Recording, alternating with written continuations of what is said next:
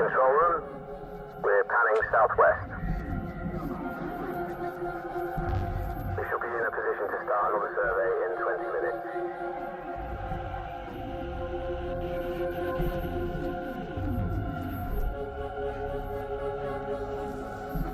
So, we had a tip-off from Breakthrough last night that there was an unusual transmission in the direction of Voyager. NASA suspects it's a fault, but our team here picked up multiple narrowband signals.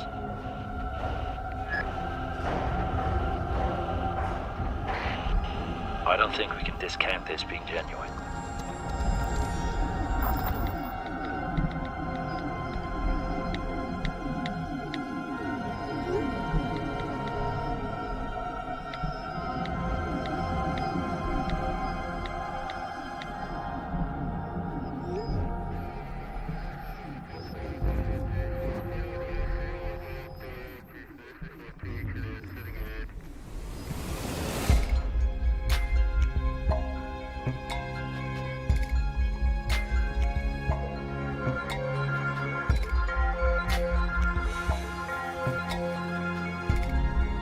Extraterrestrial life, the scientific basis for extraterrestrial life is so clear. In the language of the US Department of Defense, unidentified aerial phenomena, which add fuel to the belief of some that we are not alone. It's looking like most stars may in fact have planets. There may be a tremendous number of possible habitable worlds. So you see this as a national security issue? Absolutely. They're going to have to acknowledge that there is something there we need to be concerned about. This is a goal of NASA, to understand the origin, evolution, and distribution of life in the universe. It's very important that the facts are heard and fully understood, and that this body is able to take the appropriate decisions.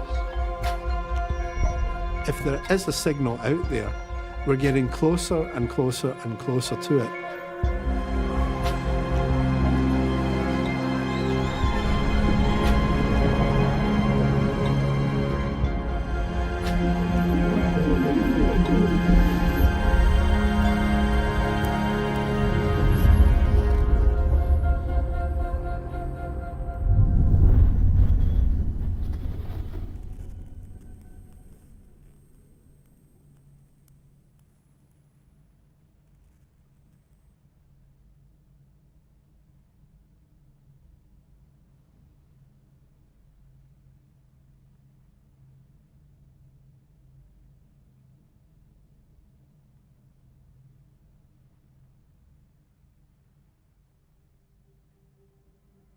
First of all, your first concern is the signal real, right? Secondly, is it coming from the sky or coming from the local environment? Does it have any information content? Have we ever seen this before? And you just work through a whole lot of different dependent questions. If nature doesn't give you an explanation, then you have to be prepared to think about non-natural, artificial, sort of technological civilization explanations for the data. You have to be open to that.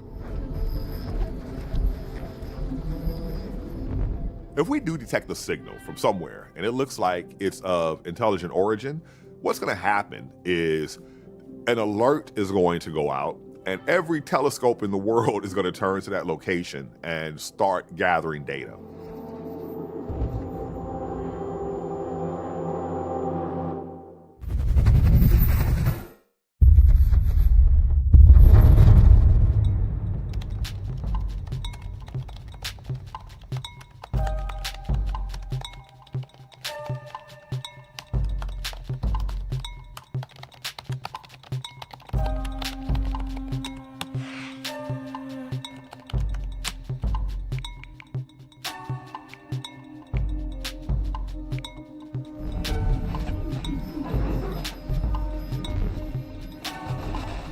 transmission was picked up at 8.4 megahertz, but extended analysis has shown it was sweeping through multiple frequencies. Margaret is probably best placed to give the details. So our main interest is the power required to simultaneously transmit across so many frequencies like this. If it's genuine, it would rule out any current technology we know of.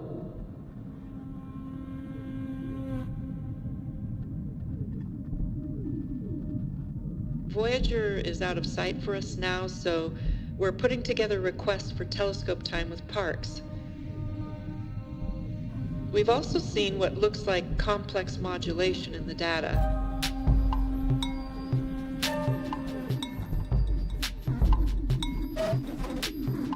And a powerful, sustained narrowband transmission at 1420 megahertz.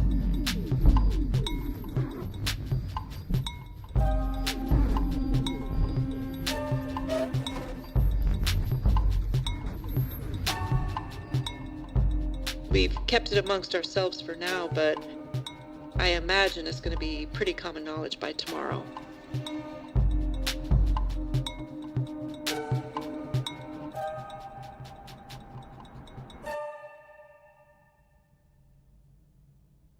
All right, suppose that you had an old-fashioned analog radio with a dial.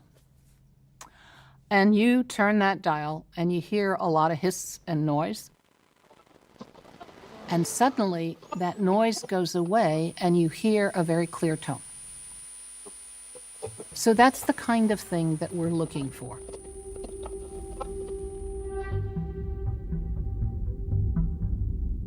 So we're trying to think, where might we all think was a special sort of frequency to use?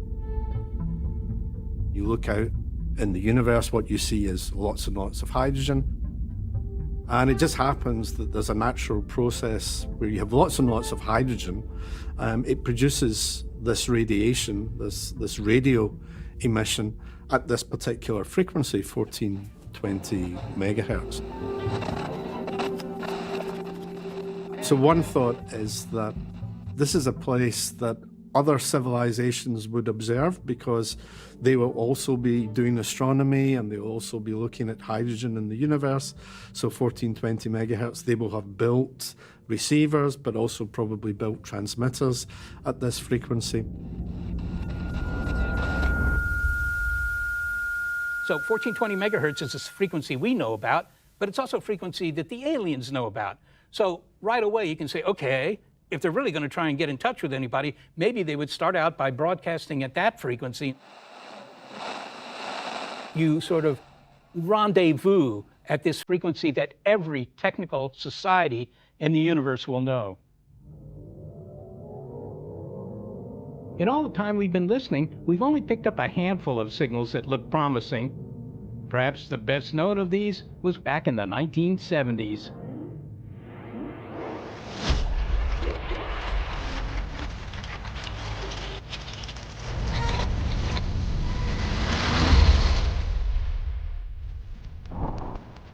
Over the last 20 years, several groups of radio astronomers have from time to time taken part in this attempt to tune into the Galactic Club, and for a few of them, it's become a full-time occupation.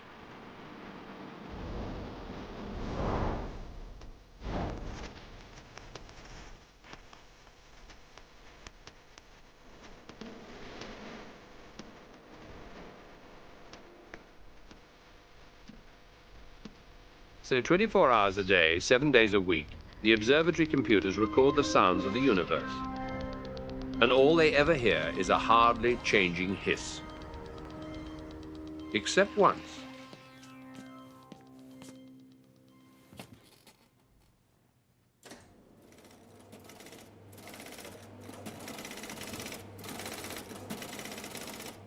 We were detecting signals based on their strength.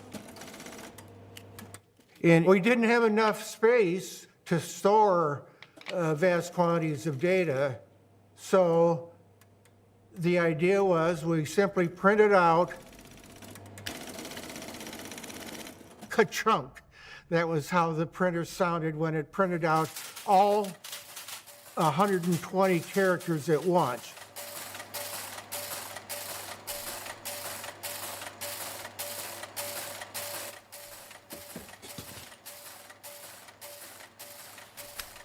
The whole system was working without anybody being at the radio observatory.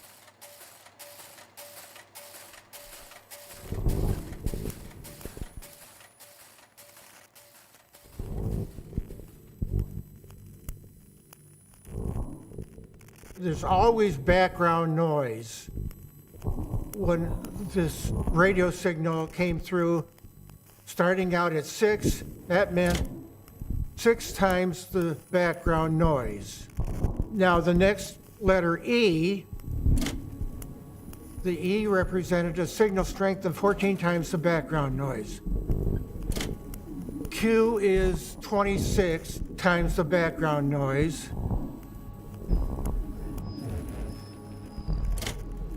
At the peak, U was 30 times the background noise.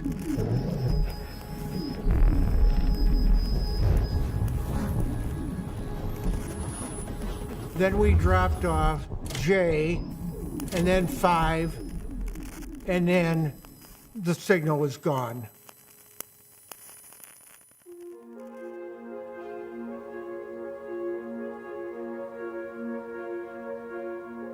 I recognized immediately we've got something very interesting.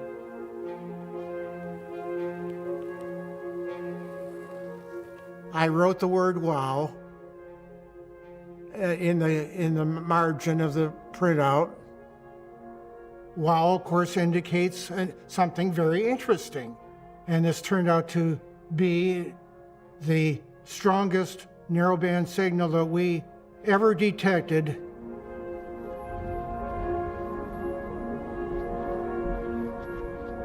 So why was the WOW signal considered to be a good candidate for an ET signal? Because it moved across the sky with the speed of the stars.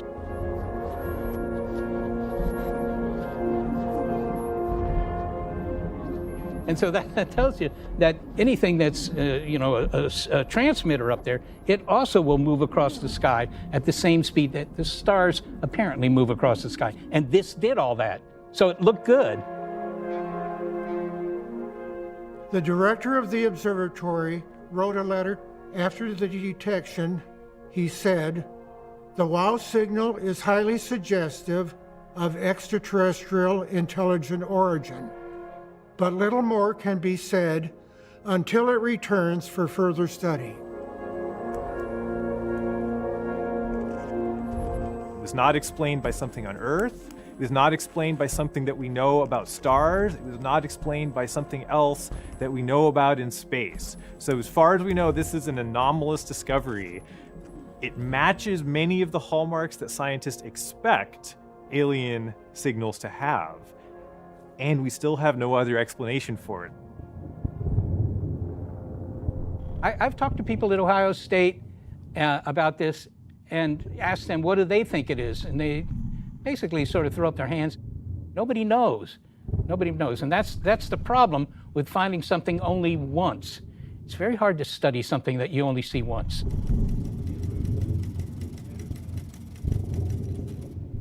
If the WOW signal were to come through now, it would be much different than what we saw. Technology has changed tremendously. Well, I'm hoping we actually do discover signals from extraterrestrial civilizations. I'm hoping I live long enough to see that. I've only got a few years left since I'm 82, and I would like to see something during my remaining lifetime, however short that may be.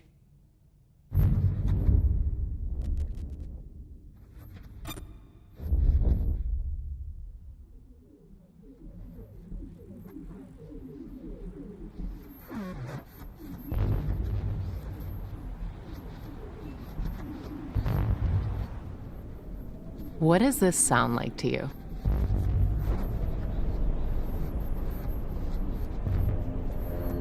Random noise? Radio static?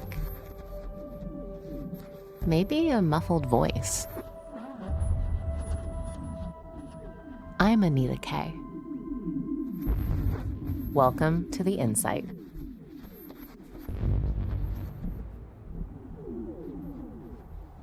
こんばんは。ニューススクープ7キャスターの松岡智彦です。北村まりかです。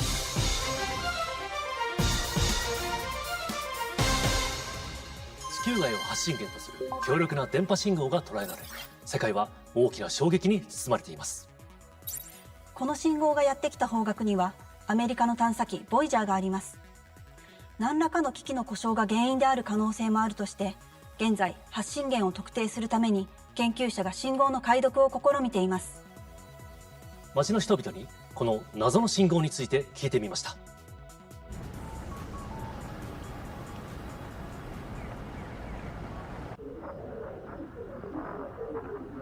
いや、本物とはちょっと思えないんですけど、なんか人間がなんか出した信号とか、なんかそんなもんじゃないんですかね。やばい、宇宙人すごくね。敵味方、わかんないけど、いいやつだったらいいな。めっちゃワクワクします。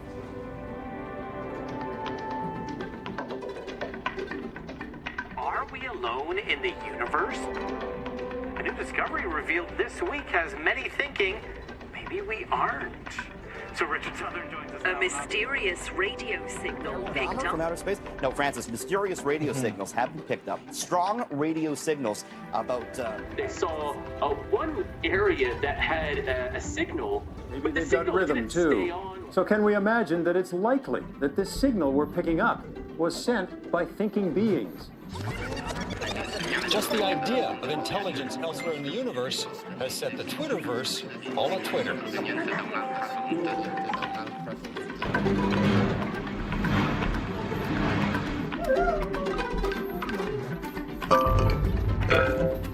That's filth.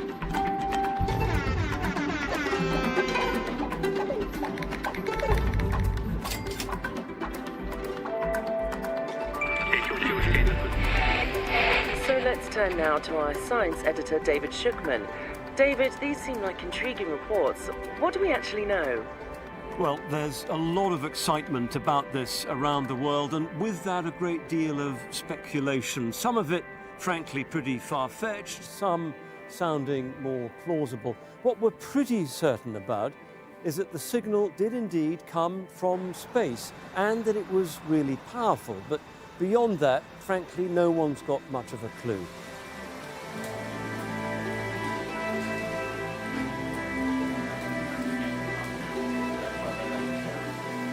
During the course of the day, I've been talking to a lot of different scientists, and a few of them are floating the notion that the signal may contain some kind of data, information, but in a form that we've never encountered before.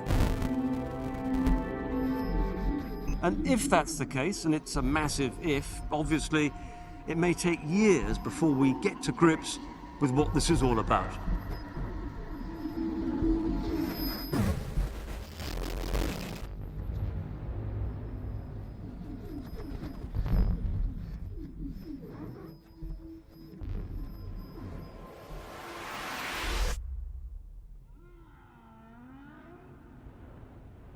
The question about deciphering messages is always so complicated if you don't know what you're looking for.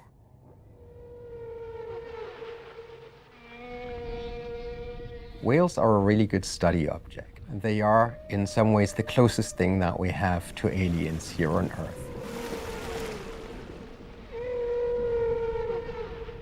Whales are highly intelligent, and their environment is entirely different from ours. The patterns that we hear are clearly patterns that we recognize as music. They're repeated patterns, they are pitched. It is a form of vocalizing that we would think of as the equivalent of singing. But even at that level, we don't really know what it's for. Is it music? Is it language? What does it mean? How is it used? Who responds? I think at the best of times it can give us a sense of how difficult the task at hand is, and how many layers we have to cut through in order to get somewhere. When I look at how Hollywood portrays science fiction connecting to and contacts and so on. One of the things that I think is unreal is the fact that we so often talk to people like ourselves, people that can readily communicate, have similar ambitions, similar responses. But when I think about intelligent life and the variety of it, when I think the fact that, intelligent life on Earth, we've got dogs, we've got apes, we've got octopi that have their intelligence in their arms, not in their head. We can't talk to most of the creatures on Earth in an intelligent way. How are we going to talk to the intelligent civilizations? I'm not sure we'll ever understand them. That is a big challenge. One of the things that we often forget is that a sense of timescale might be incredibly different for a technological civilization that evolved somewhere else. They might think in much faster time or a much slower time. And the rate at which things change and present information, as humans, we just might not be able to appreciate it at all.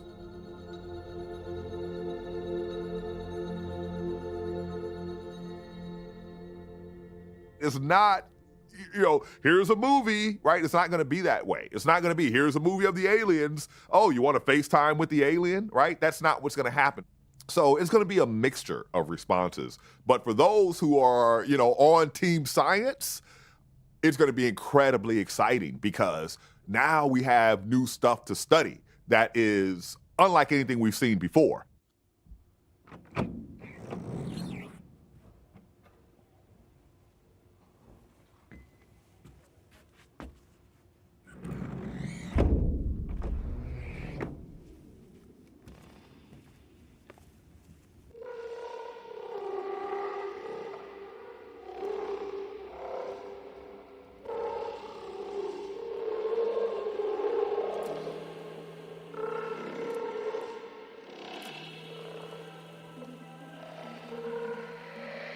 Hello to everyone new who's joining us today. So our teams have been running multiple scenarios over the past few days, and it's looking increasingly unlikely that the signal would have originated from the Voyager craft itself.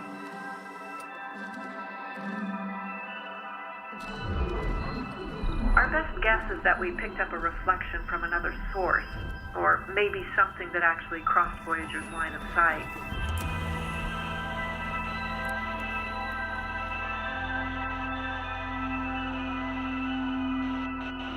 We've just started to model different potential transmitting bodies. But it's too early to draw any conclusions.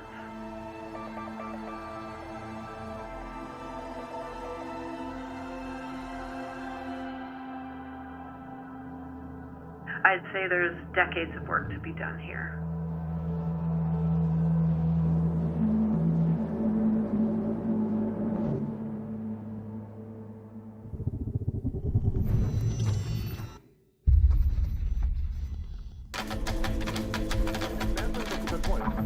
What if the aliens are living here on Earth already?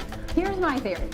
First of all, I love how they say they also deny it's part of any secret government operation. Well, it's secret. They're not going to tell us. So even NASA people, ex-NASA people that come out and say, look, mate, aliens, they retire and they're like, aliens are real, bruv.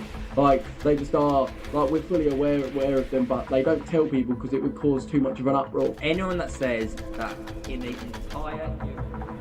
It's been days now, and the so-called Voyager signal is still puzzling scientists around the world. Where it came from and what it might mean are being studied intensely right now. And in the absence of anything concrete, all kinds of unfounded ideas, some of them quite unsettling, are being stirred up. Can everyone please chill out about this alien signal, freaking out that they're coming to get us, call the Avengers? I hate to break it to you guys, but it's a hoax.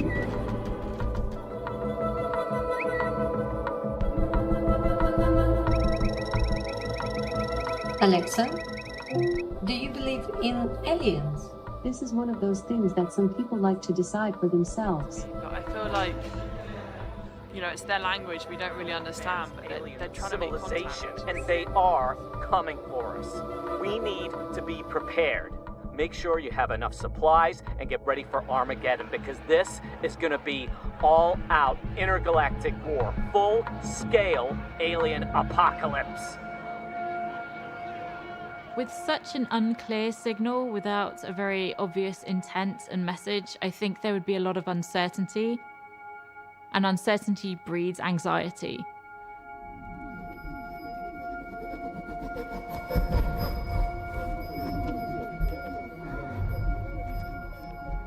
We do see disturbance in people's day-to-day routines when big events happen. I mean, we saw this certainly with the global pandemic, that people rushed out because they foresaw that there would be circumstances in which supplies would be limited.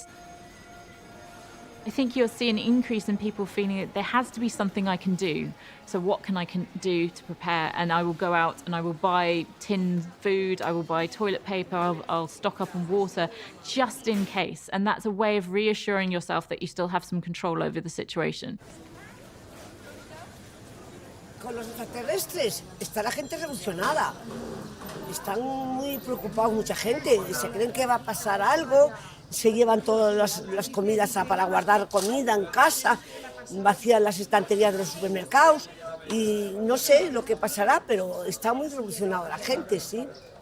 Pues mira, no sé, la gente a ver si se calma un poco ya, porque esto es una señal que ha aparecido del espacio exterior y ni siquiera se sabe lo que es todavía, así que un poco de calma.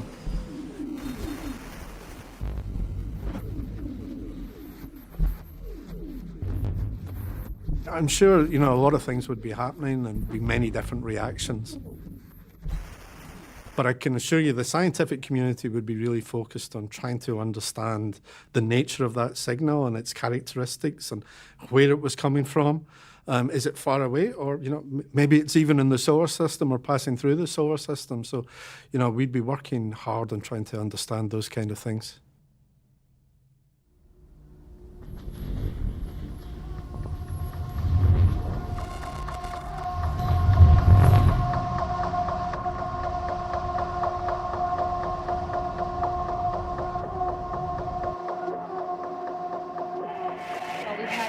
Automatic warnings over the last few hours. It's coming from multiple observatories. Chile and the Canaries both flagged objects of interest. We'll keep you updated as the situation develops.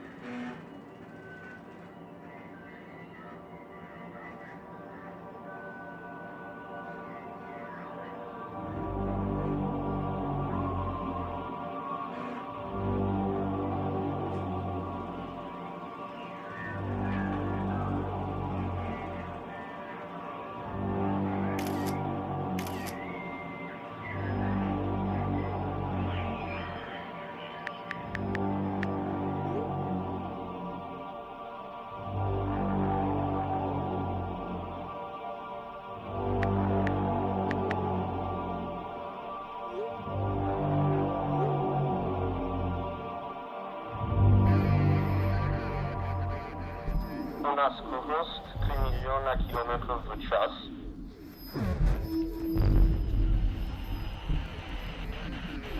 Vesmír sostavuje примерно 200 kilometrów w plynu.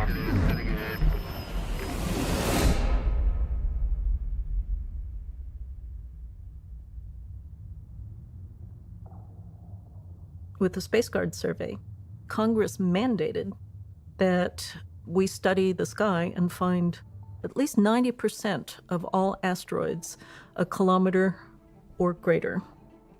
So because of this, a number of surveys have started. Right now there's about 7, looking at the entire sky every night in an automated format to search for moving objects. Without these surveys, I think it's fair to say that we would have never made the discovery that we made back in 2017.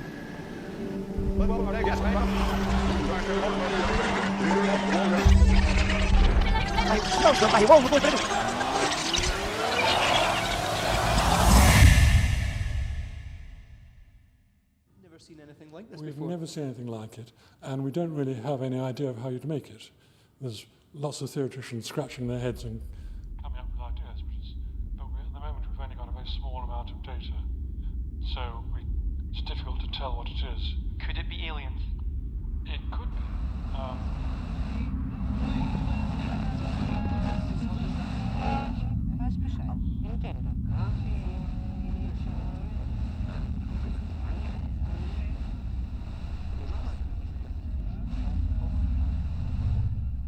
It was a visitor from elsewhere in our galaxy, a relic from another planetary system.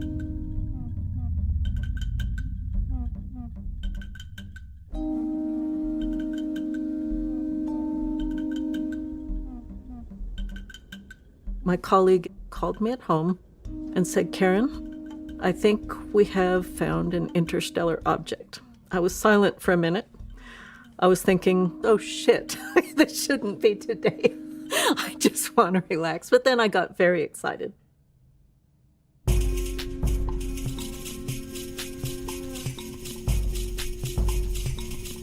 So we had about 5 or 6 days in which to do all of the science. You're pulling in long days, 18, 19-hour days. Everybody was. And I was coordinating everyone, bringing in the data, analyzing the data. And what this meant was I lived in my office. Air mattress, sleeping bag, it's quite cozy. You wake up after a few hours of sleep and get back to the data.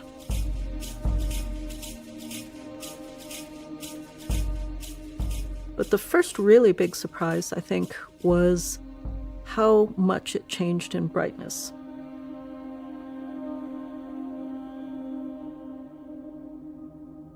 If you have reflected light coming from the big side of an object, it will be bright.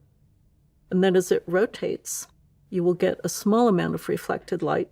So you can use this brightness measurement as a measurement of effectively how elongated something is.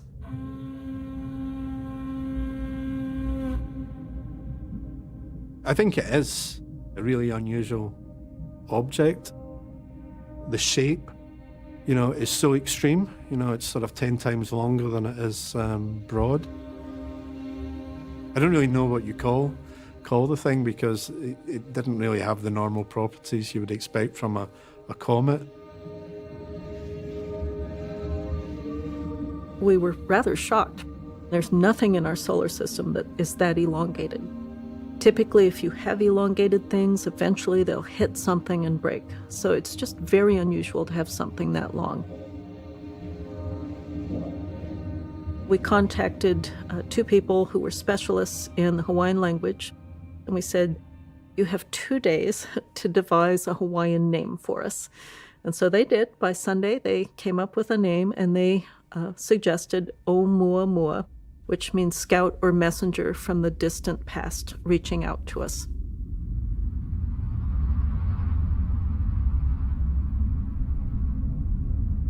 It came in going very fast, and there were 2 things that were different about it that made it quite puzzling. One was its shape, and it also moved in such a way that it appeared that there was another force on it other than gravity.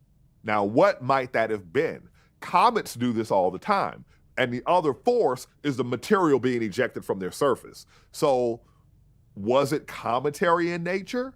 Well, there was no evidence for a cometary tail. So what was happening was a bit of a mystery.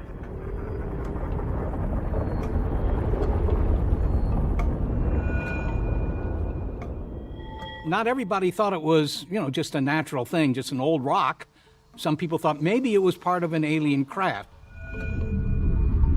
And in particular, it was the fact that it didn't sort of, move smoothly. It seemed to be slightly accelerating. It was picking up speed.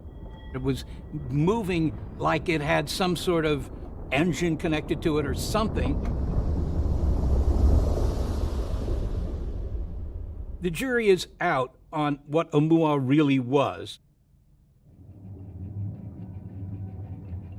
Observatories around the world discovered that the object was a lowly Voyager. Was Oumuamua an alien artifact? 2017, observatories all around and above the world focused on this approximately half-mile-long object to learn as much as possible about this cosmic visitor before it flew too far away to see. The Breakthrough Project decided to take one of the big radio telescopes, the Green Bank telescope, and listen in case there were signals coming from Oumuamua. And several of the press asked me, isn't this a silly experiment? And I said, no. What if it's alien technology? Wouldn't you want to have done the experiment? This is your one chance. It's a simple, easy experiment. But nothing was detected from any of the radio experiments.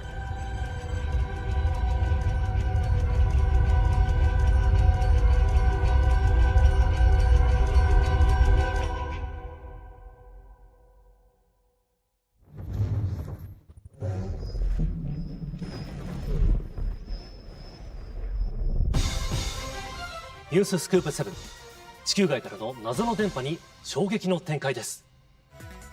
科学担当の伊沢さん、お願いします。はい。このアーティファクトと呼ばれる謎の天体は時速およそ300万 km で我々の太陽系に接近してきたものと考えられています。太陽に近づいたことによって短く強力な電波を発し、それが地球で受信されたようです。天文学者らはこの天体が地球に衝突する危険はなく、間もなく急速に遠ざかっていくと断言しています。そして天体が遠くへ行ってしまう前にできる限りのデータを集めようとしています。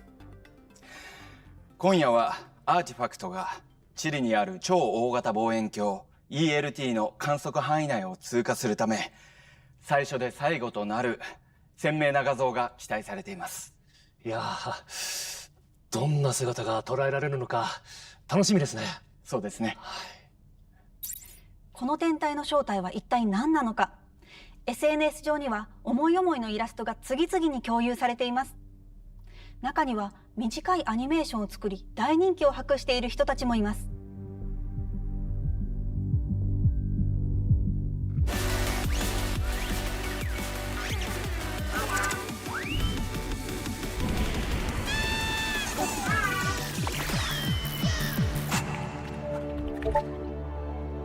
The idea of aliens here is so scary.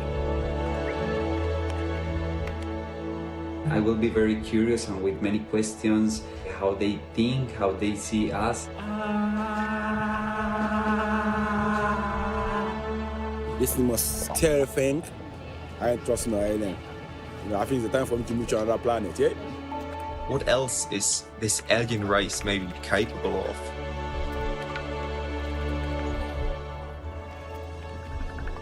Они что-то сделают плохое для нас. Ничего плохого не сделают.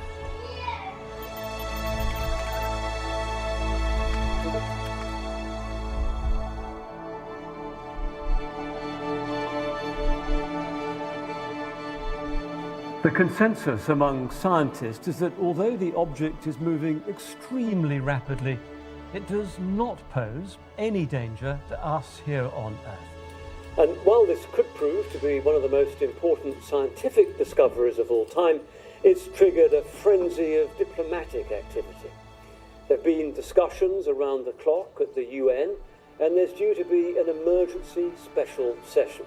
Debate is likely to be heated as the world's governments grapple with how best to react to this unprecedented event.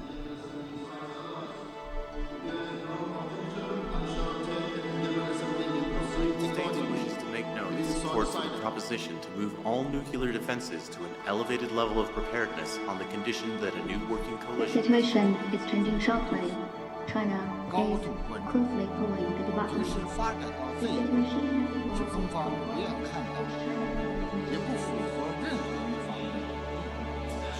Information sharing all data connected to interstellar artifact 1F 2SJ U1.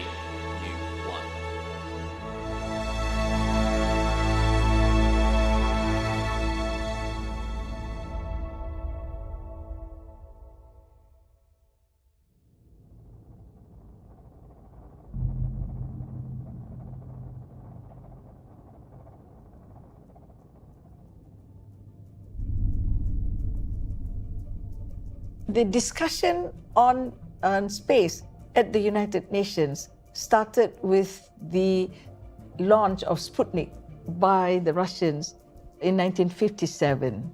And there was a fear that between Russia and the United States, there would be an arms race in outer space.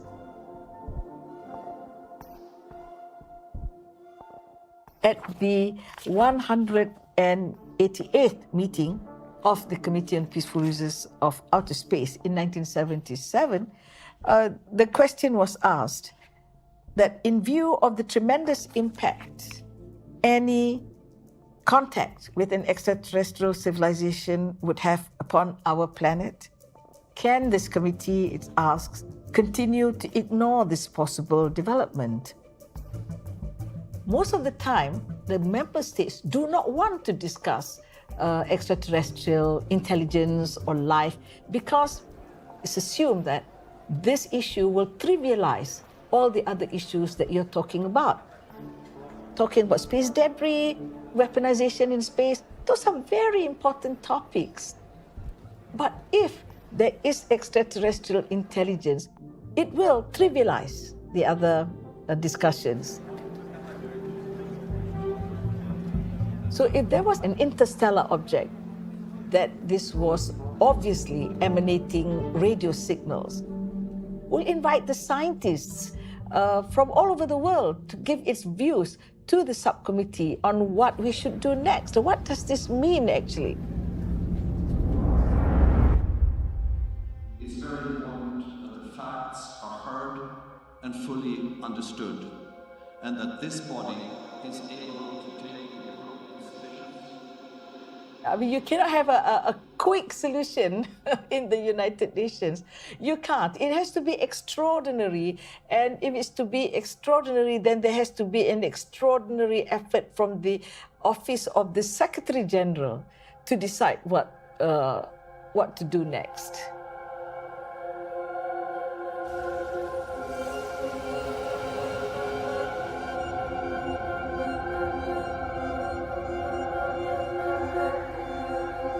So surreal to be saying this, but they're simply calling it the artifact, an object that may contain technology formed somewhere other than Earth.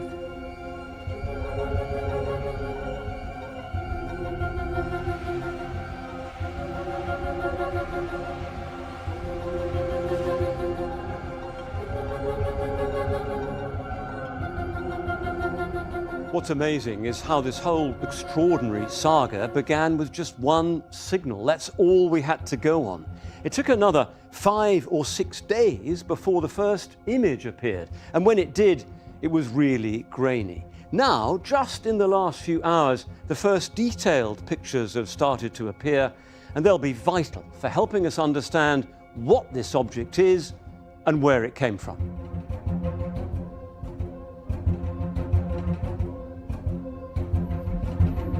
From what we've seen so far, the object appears to be tumbling through space. There's no sign of it moving under any kind of control. An extraordinary thought, given that it's almost 200 miles long and traveling at speeds we've never seen before. These images raise so many questions. Is this a structure in its own right? Or could it once have been part of something larger? Is it genuinely artificial? And if so, what created it? And perhaps most important of all, where did it come from?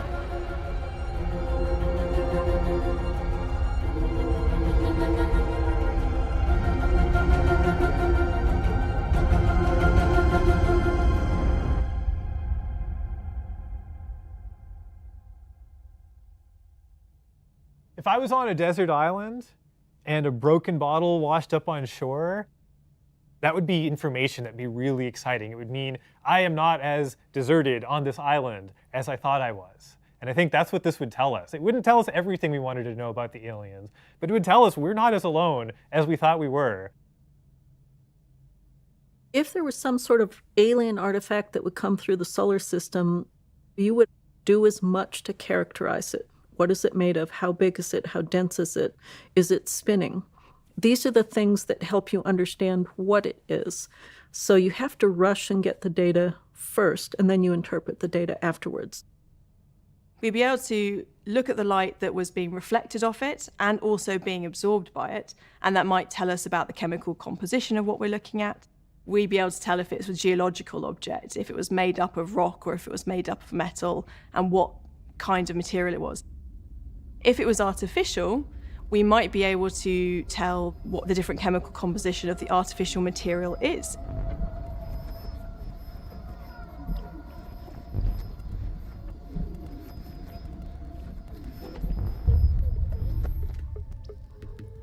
This is absolutely real. It is something that they just cannot explain, and it's something that they are taking seriously. The United States military, which is often blamed for being the cause of UFOs, is clueless. They have no idea what it is either. So the question mark is, what is it? So you see this as a national security issue? Absolutely. They're going to have to acknowledge that there is something there we need to be concerned about from a national security standpoint, but we don't even understand how you could build something that would do that. We don't even understand the science behind it. And this is a whole difference of kind, not degree. In the language of the US Department of Defense, unidentified aerial phenomena, which add fuel to the belief of some, we are not alone.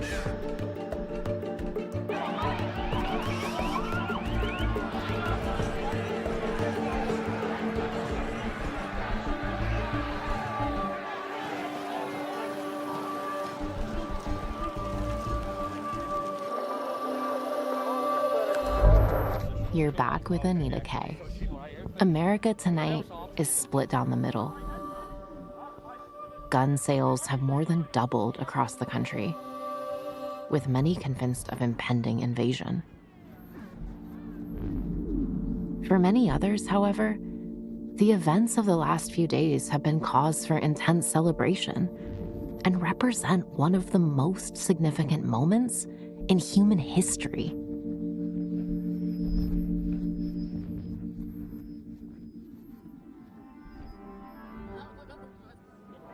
Oh, nice. Tonight, enthusiasts from all over the state are out in force with their telescopes, attempting to become part of history. The race is on to identify new features of this strange object. Amazing.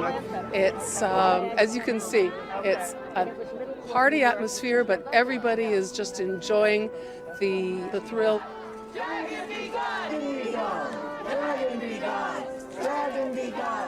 Pues mira, cuando realmente ves ese pequeño punto de luz en el cielo y te das cuenta de que proviene de una civilización tecnológica muy lejana de nuestra galaxia, es alucinante. Es maravilloso ver a toda esta gente aquí reunida. Creo que la gente seguirá hablando de esta noche dentro de 1000 años.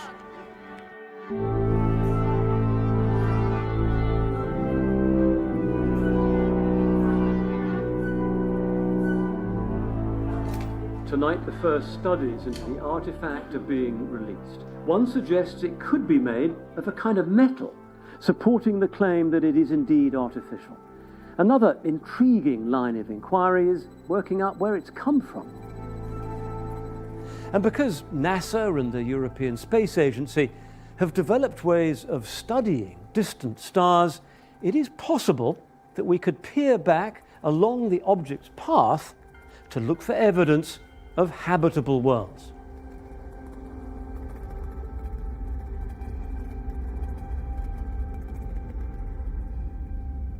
When I started studying science, we didn't know about exoplanets. The idea that we can detect planets around other star systems is something within just the last 20 or 30 years that we've been able to do. The fact that exoplanets actually exist, their reality is incredibly recent. It's in the 90s that we found the first such planet. I did not have sexual relations.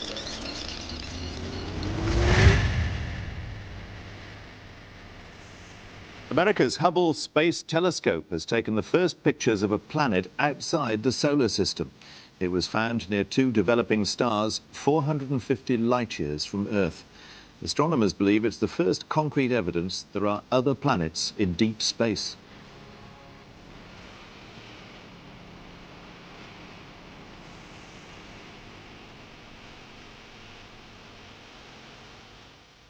Up until the last couple of decades, we didn't know that exoplanets even existed. We thought they might, we hoped they might, and looking at our own solar system, we thought, well, surely they must. But we didn't have the technology to be able to identify them. And then Kepler came along, and now we do.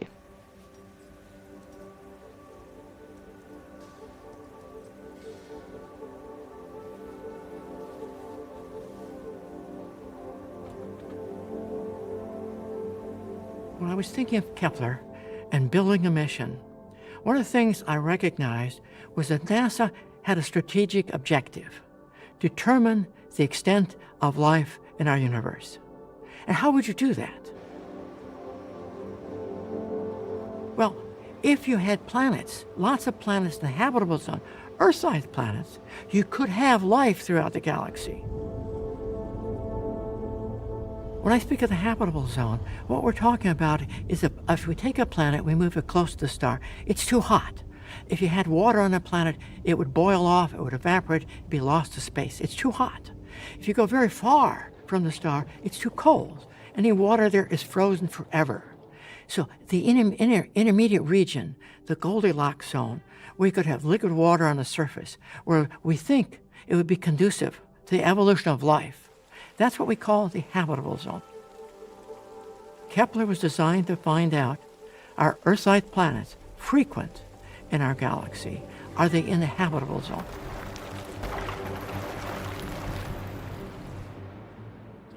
T-10, 9, 8, 7, 6, 5, 4, 3, 2. Engine start, 1, 0, and liftoff of the Delta II rocket with Kepler on a search for planets in some way like our own. Vernier engine chamber pressures are building.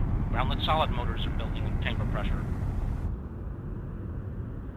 We see separation, and we have ignition of the airlit solid motors.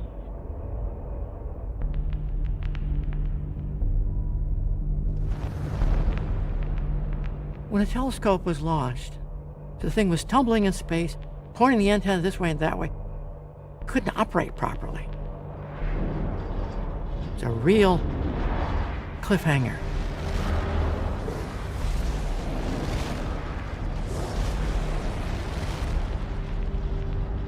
We were really worried that mission might not work if we couldn't get it to stop spinning.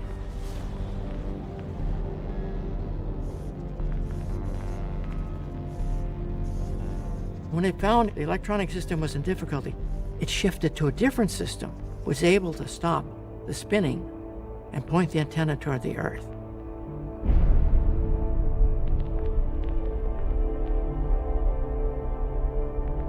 Throw off the cover, and what you see is this magnificent image.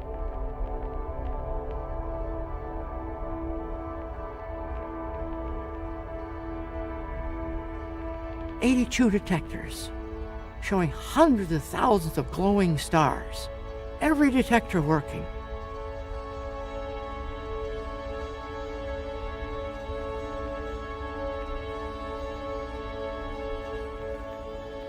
It meant that the mission was certain to succeed. We would find thousands of planets. It was a beautiful, magnificent image. I'll never forget it.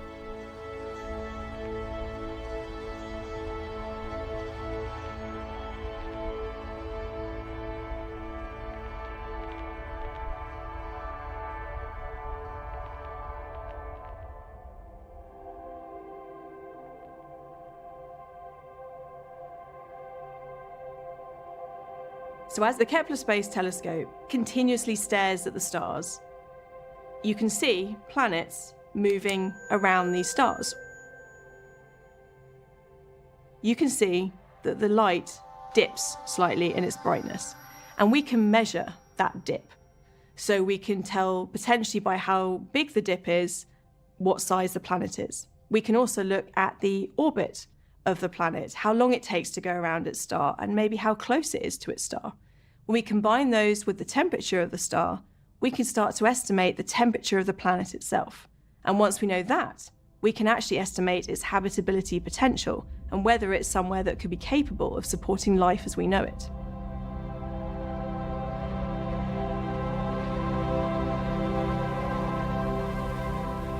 I think the Kepler telescope has been tremendously exciting because of the number and variety of exoplanetary systems that have been discovered.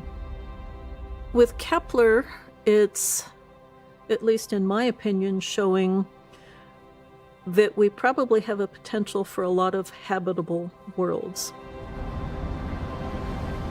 The probability that we have life in the universe goes up.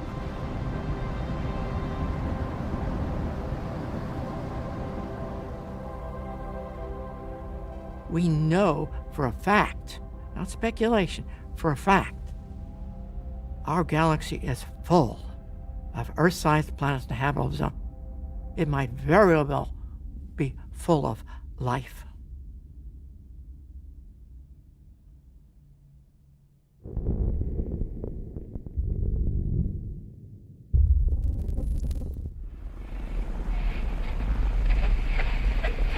Despite assurances from NASA that there are no other artificial objects in the solar system, the last 24 hours have seen air forces around the world increase their state of readiness.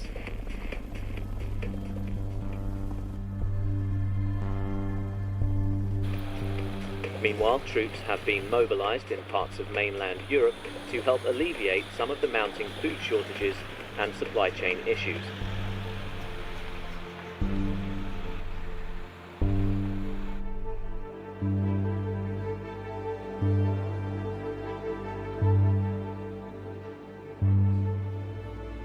Good morning, and thank you for inviting us to present today. I'd like to start by reiterating what many of you have probably already heard from your contacts. We do not believe there are any more of these objects approaching us, at least not within the time frame of weeks and months. So our main focus in the last few days has been on narrowing down a point of origin. We'd like to present today what we consider to be the best candidate star systems.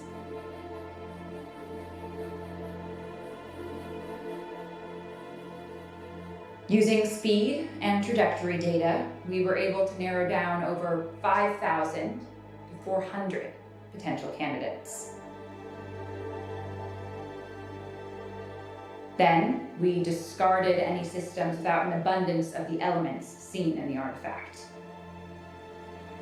leaving us with these 8.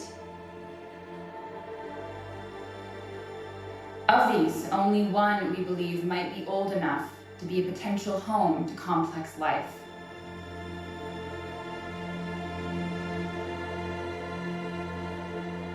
(21) Sagittarii, a star system we believe is nearly 8 billion years old.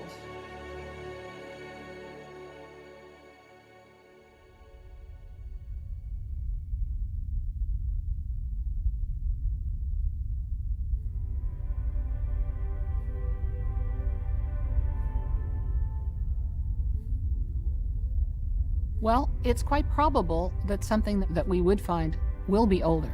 You have to realize that In our region of the galaxy, the sun is about 1 billion years younger than the surrounding stars. So our neighbors are quite a bit older than we are.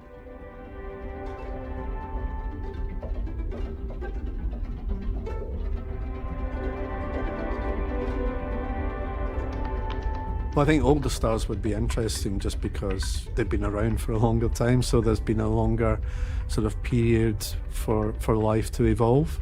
And if it takes a long time for intelligent life to evolve, we know it was something like 4 billion years here on our planet. You know, if you give it another 4 billion years, so you have a star that's maybe 8 billion years old, then it's had twice the amount of time to, you know, potentially produce an intelligent civilization. So old stars, I think, are interesting. When we think about looking for alien technology or alien life elsewhere in the galaxy, we're almost certainly going to find things that have been around a really long time. Really long time means millions to hundreds of millions to billions of years old.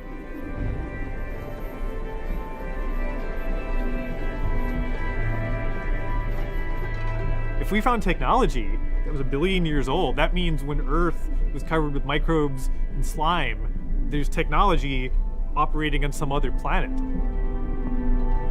mean, that to me is quite profound.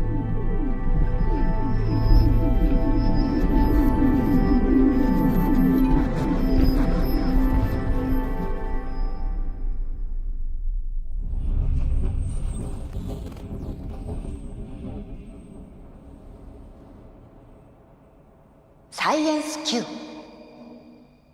謎の天体アーティファクトが発した電波信号を地球で受信してから今日で10日。アーティファクトは日に日に遠ざかり、それ以来新たな信号は届いていません。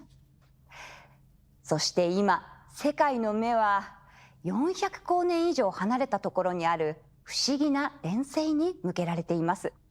それがこちら。いて座21番星。山上さん、これはどういった星なんでしょう？いて座21番星というのは、私たちの太陽系とは全く違います。連星といって、2つの太陽が互いに引っ張り合いながら100年周期で回っているんです。一つは巨星です。質量が私たちの太陽の8000倍もある。そんなにですか？もう一つは、もっとずっと小さな白色矮星です。ここにはどんな惑星があるんですか？まだここに惑星があるかどうかは分かっていませんが、もし惑星があるとすれば、小さい白色矮星の周りにある可能性が高いと考えられています。この連星系の中にある惑星なら、空に2つの太陽を見ることができます。アーティファクトの軌道を調べている科学者たちは、おそらく10万年から20万年前にこの連星系のどこかで生まれ飛び出してきたものと見ています。そんなに古いものなんですか？はい、そうなんです。僕らはこの連星系自体もう相当古いんだろうと考えています。80億年も前から存在していたというのが最も有力な見立てなんですが、私たちの太陽系より2倍も年寄りなんですよね。その答えを探るために、科学者たちは今後数日間ジェームズ・ウェブ宇宙望遠鏡を使って、この星系を詳しく観察するそうです。新たな発見に期待ですね。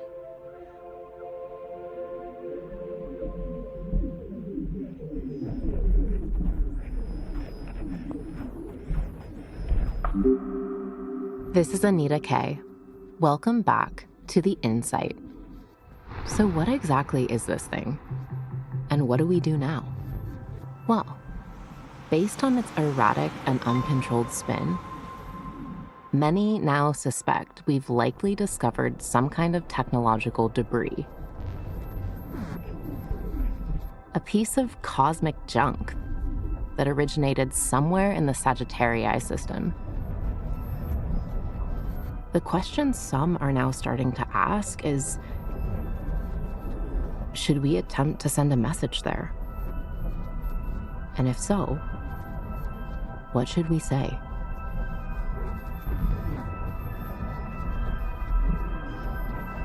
The 1699 meeting of the Security Council is called to order. This time to present an unacceptable risk. So I think we need to gather as much information together before we transmit.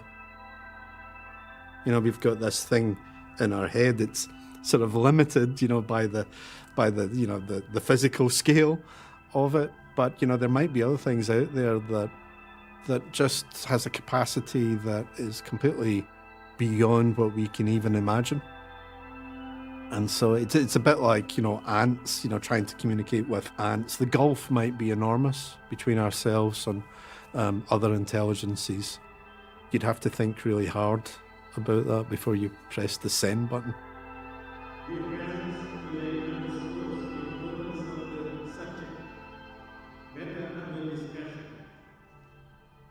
It's been decided that space is the common province of all humankind. And so when you talk about extraterrestrial life, then that's obviously relates to space. And therefore, no one country in the world should decide on what to do. Well, it turns out that there actually is a protocol for what you're supposed to do. And here it is, actually. In the case of a confirmed detection of a signal, signatories to this declaration will not respond without first seeking guidance and consent of a broadly representative international body such as the United Nations.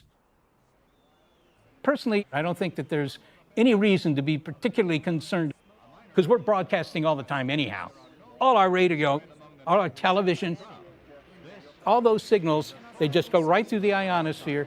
Sure, they're not intended for aliens, but willy-nilly, they just go off the Earth out into space.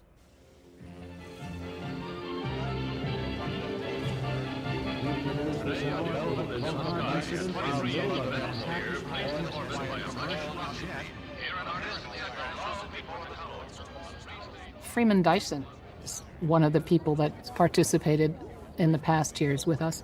And he says, if you ever announce that you've detected a signal, everyone is going to transmit and say whatever the hell they please, right? And then he chuckles, he says, and wouldn't that cacophony be about the best characterization of 21st century Earth? Yo, what up, guys? I'm starting the first contact challenge. I want to see what messages you've got for those alien freaks, so don't forget to post them. Kind of lonely, and I would be excited for there to be some other civilization out there that we might be able to contact the aliens, then maybe we could learn from them and we would really lose out in a good situation. So I think we should just send a message, tell them that we're friends, and we won't hurt them. Okay, so everyone's been asking me recently what my message would be to aliens. But somewhat also scary as it's civilized enough to send a signal. You're listening to Talkbox on Joy Radio. I'm Jen Wright, and we're going to dive straight in with the question of the day, which is, what message would you send to aliens? So, my message to aliens would be, those in power don't speak for all of us. You've heard the sound that they sent us, right? Which is total garbage, indecisive. So, I would send them equally annoying stuff back. The whole music that drives me mad.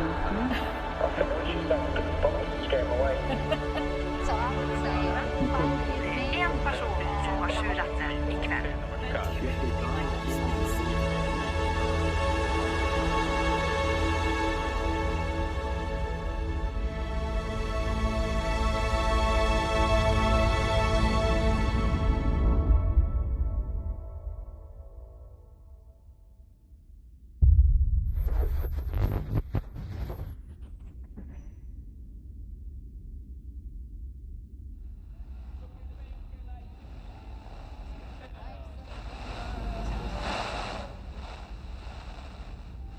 say radio broadcasts travel out into space forever. Well, if anyone's out there and listening to this, hello from the people of Earth. It's nice to know we've got some company at last. Anyway, here's one of our best, Claude Debussy.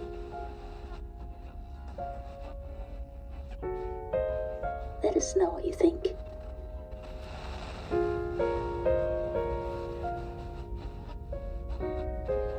NASA is sending commands up to the James Webb Space Telescope to align it perfectly with the 21 Sagittarii star system. It's a delicate operation 1 million miles above us, directing the telescope's intricate mechanisms to get it into just the right position. Now, once it's there, it'll deploy what's called a coronagraph to gather just a few thousand of the photons being emitted. It's a little bit like the amount of light you'd get from a candle 4,500 miles away.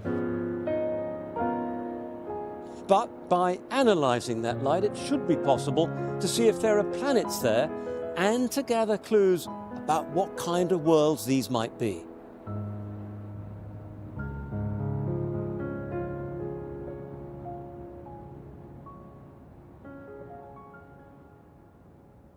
If life is out there, the James Webb Space Telescope is going to increase our probability of finding it because it's way more sensitive than previous telescopes. It's in space, which gives it this clear view, unobstructed by our atmosphere, and it has the most modern technologies. What I'm most interested in is the fact it's going to study exoplanet atmospheres, and we're going to be looking for biosignature gases. So a biosignature is effectively a signature of biology. We use it as a sign of finding something. It could be a molecule in a rock, or it could be a gas in an atmosphere, but something that can only be created by life. It's only there because there is life existing.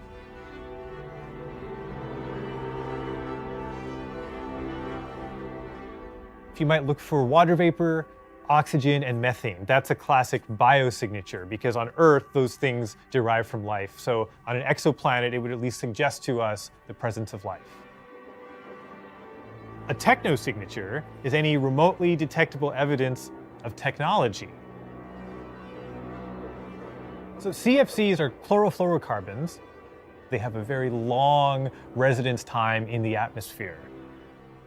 There are no sources of these kinds of chlorofluorocarbons on Earth other than our own industry. If you go all the way to thinking about technological civilization that creates smog, CFCs, then with a lot of hours, you might in fact be able to detect that smog and in fact deduce that there was some sort of a technology on that planet.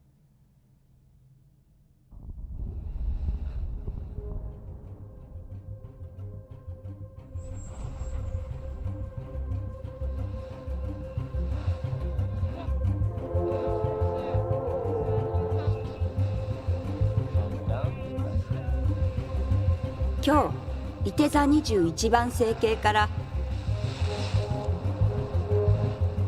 初めて得られたデータが解析され、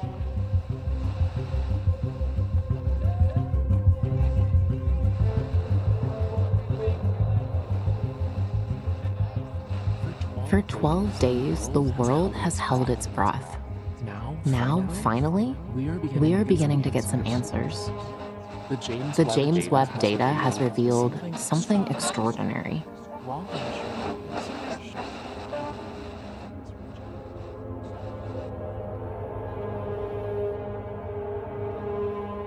Well, there have been no radio signals from it, no sign of activity, and no planets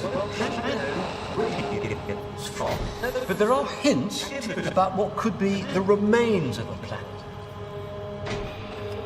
There are hints about what Now, we do know that if planets get too close to their stars, they get torn apart by the gravitational forces, and if that happens, they get torn apart by gravity. What's left is a ring of dust and debris. It's a very distinctive shape, and it's similar to what we're seeing in the latest images released today. It's a very distinctive shape, and it's similar to what we're seeing in the latest images released today.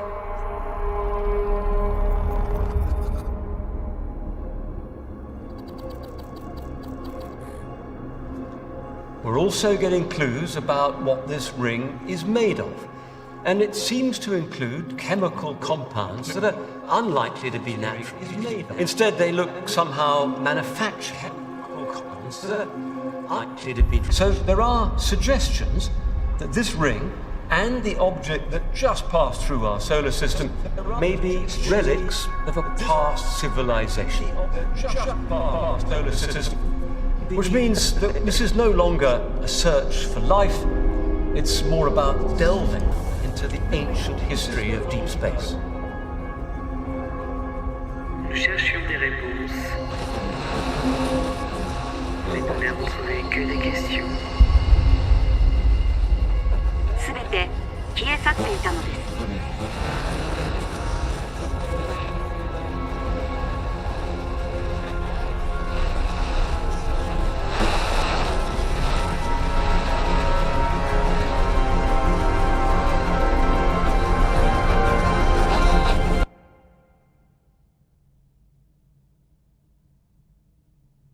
Searching for life in our solar system is one thing, but searching for life beyond, it might be closer to archaeology because, we're receiving signals from what may now be dead civilizations. Searching for extraterrestrial relics is like archaeology. I hope I'm wrong. I hope that the first sign we have of life is aliens come knocking on our doorstep and they're friendly, but I have to be realistic too. I don't think that it's going to be, hello? Hello? How are you? A two-way communication. I think it's much more likely to be a one-way communication, such as we currently have with Shakespeare or the ancient Greeks and the Romans. We can't ask questions of them, but they have provided us a wealth of information that we can learn from.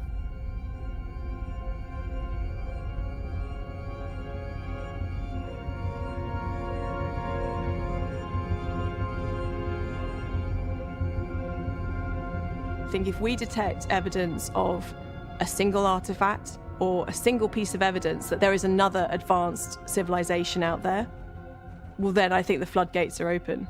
There must be others out there. Our main problem right now is we are just one data point. We don't know if we're unique, but as soon as we have evidence that it happened somewhere else and that life and intelligent life evolved, well, then it could happen anywhere.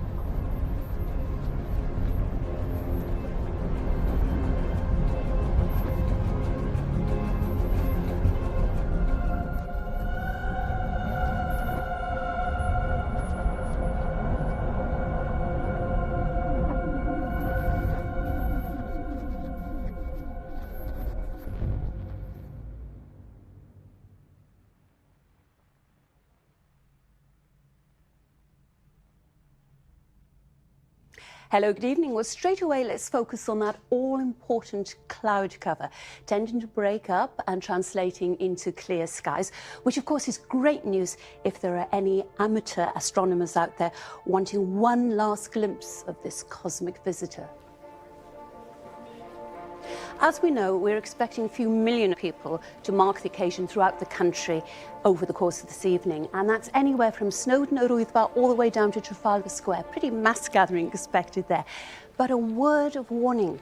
Now, can you just see the telltale signs of that cold front up north? Well, that's expected to sink southwards at quite a pace. So if you are attending an outdoor light vigil, if you're going out tonight, bear this in mind, and please wrap up warmly.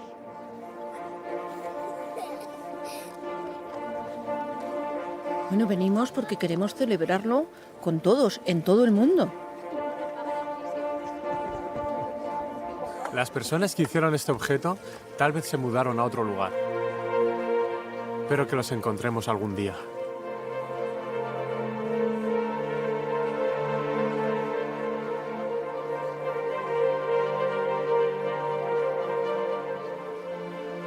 Our best guess is that we've encountered an object created by an intelligence that existed over 1 billion years ago. But our time with it is fleeting. Today, the artifact moves out of sight as it makes its way beyond the solar system.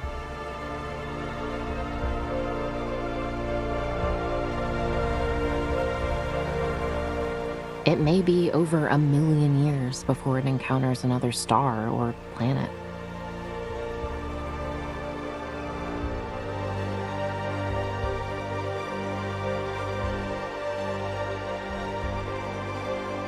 What we now know, beyond doubt, is that the miracle of complex life is not unique to the Earth.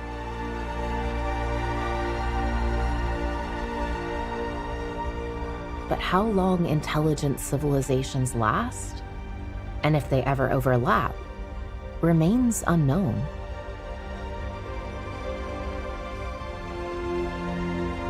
As of right now, there's still every chance we're alone in the universe.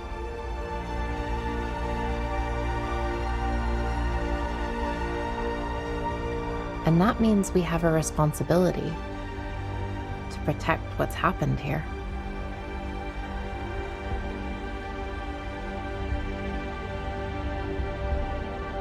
The search for life isn't over.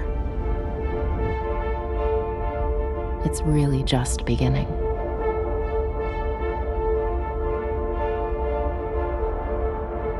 Exploring space to determine the extent of life in our galaxy reminds me very much of what the people in the Middle Ages did. They believed that one of the great things they could do was build these beautiful cathedrals to worship God. They knew when they started building these cathedrals, they would not live long enough to see these cathedrals in their full glory, to go inside and worship God. But their children or grandchildren would do that. They had the faith to start, to do the work. In space exploration, we are doing those first steps. We are building that foundation.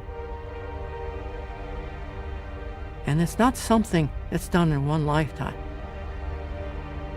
It's something that humankind does because it has faith that we need and want to explore the universe and find life in our galaxy.